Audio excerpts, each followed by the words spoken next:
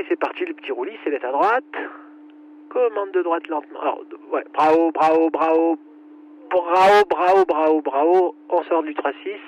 À droite, à droite, à droite, à droite, à droite, à droite, à droite. Penche-toi à gauche. Tempo. Ouais. Et alors, le problème, c'est que je t'ai demandé de pas partir comme un bourrin. T'es parti comme un bourrin. Cette semaine, notre pilote réalise une rentrée en 360. Et il souhaite un 360 très engagé.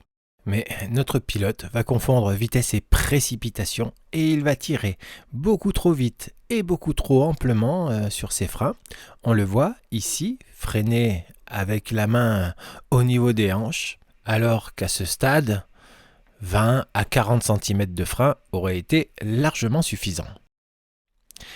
Cela va provoquer un décrochage asymétrique. À cet instant, le pilote devrait ressentir un net ramollissement de la commande ainsi qu'une sensation de dérapage sur l'axe du lacet. La bonne réaction serait de relâcher les freins, bras haut, immédiatement et surtout complètement, car avec même très peu de freins, une voile décrochée part en vrille. C'est-à-dire que la demi-aile de droite vole désormais en marche arrière, alors que la demi-aile de gauche avance normalement en marche avant.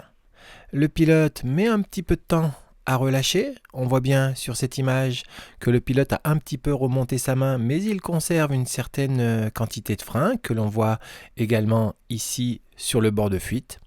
Résultat, la voile a continué à tourner en vrille. Lorsque le pilote remonte enfin et complètement les mains, la voile entame une très violente abattée.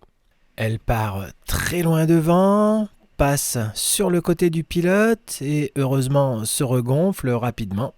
Le pilote se retrouve alors en 360. Il n'a plus qu'à compenser le roulis et contrôler son abattée. Revoici la scène au ralenti en entier, avec un pilote qui descend très brutalement et trop amplement sa main. La voile décroche, le pilote ne remonte pas complètement les mains, la voile part en vrille et marque une très violente abattée. Revoici la scène à vitesse réelle.